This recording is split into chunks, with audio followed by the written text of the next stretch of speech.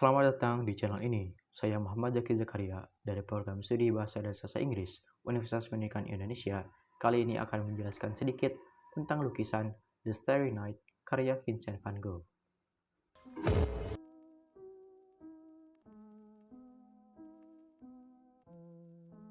Starry Night adalah lukisan minyak di atas kanvas oleh pelukis pasca impresionis Belanda Vincent van Gogh.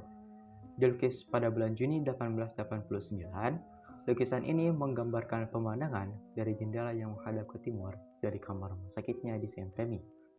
Lukisan ini bersetting tepat sebelum matahari terbit dengan tambahan sebuah desa imajiner.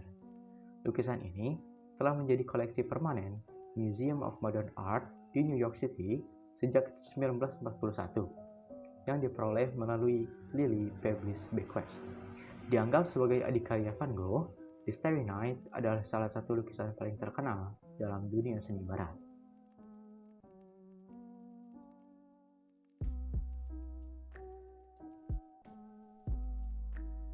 Sebagai hasil dari insiden pada tanggal 23 Desember 1888 yang mengakibatkan mutilasi diri pada telinga kirinya, Van Gogh secara sukarela memasukkan dirinya ke rumah sakit jiwa Saint Paul de Monceau pada tanggal 8 Mei 1889.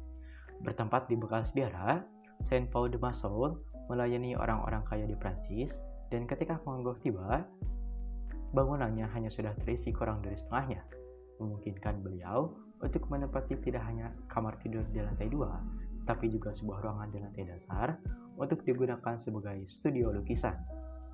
Selama 1 tahun Van Gogh tinggal di rumah sakit jiwa, produksi lukisan yang beliau mulai di Arles terus berlanjut. Selama periode ini, beliau menghasilkan beberapa karya paling terkenal dalam karirnya, termasuk Iris pada Mei 1889 yang sekarang berada di Museum J. Paul Morghetti, dan Self-Portrait Biru pada September 1889 yang sekarang berada di Museum Musée d'Orsay di Prancis. The Starry Night dilukis sekitar tanggal 18 Juni, tanggal beliau menulis surat kepada saudaranya Theo untuk mengatakan bahwa beliau memiliki studi baru tentang langit berbintang.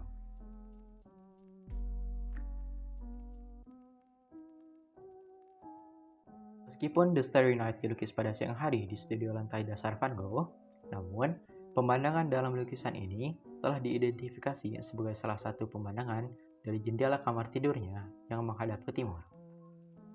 Van Gogh menggambarkan pemandangan pada waktu yang berbeda dan dalam berbagai kondisi cuaca, seperti matahari terbit, bulan terbit, hari yang dipenuhi sinar matahari, hari mendung, hari berangin, dan satu hari dengan hujan. Selagi berada di rumah sakit jiwa, staf rumah sakit tidak mengizinkan Van Gogh untuk melukis di kamar tidurnya.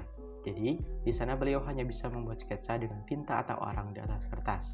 Hasilnya, beliau akan mendasarkan variasi yang lebih baru pada versi sebelumnya. Elemen gambar yang menyatukan semua lukisan ini adalah garis diagonal yang datang dari kanan yang menggambarkan perbukitan rendah di pegunungan Alpiles.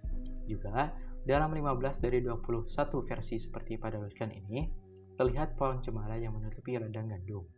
Van Gogh mengamati pemandangan dalam 6 lukisan yang dibuatnya, terutama di lukisan Wet Field with Cypresses dan The Starry Night. Dua lukisan tersebut membawa pepohonan lebih dekat ke bidang gambar. Salah satu lukisan pemandangan pertama Van Gogh adalah Mountainous Landscape Behind Saint-Rémy, yang sekarang berada di Copenhagen. Van Gogh membuat sejumlah sketsa untuk lukisan itu. Di antaranya adalah sketsa yang berjudul Enclosed Wheatfield After a Storm. Dalam suratnya pada tanggal 9 Juni 1889, beliau menyebutkan bahwa beliau telah beraktivitas di luar selama beberapa hari. Van Gogh menyebutkan sebuah lanskap dari dua lanskap yang sedang beliau kerjakan di pucuk surat kepada saudara perempuannya Will pada 16 Juni 1889. Dua lanskap yang dimaksud adalah Green Wheatfield with Cypress yang sekarang berada di Prague, dan lukisan pertama yang beliau lukis di rumah sakit jiwa yang berjudul En Plein Air. 2 hari kemudian, Vincent menulis kepada Theo yang menyatakan bahwa beliau telah melukis sebuah langit yang berbintang. Demikian sedikit mengenai lukisan The Starry Night karya pelukis Vincent van Gogh. Jika kalian suka video ini, silakan like, dan jika ada tanggapan, silakan tulis di kolom komentar. Sekian dari saya dan sampai jumpa.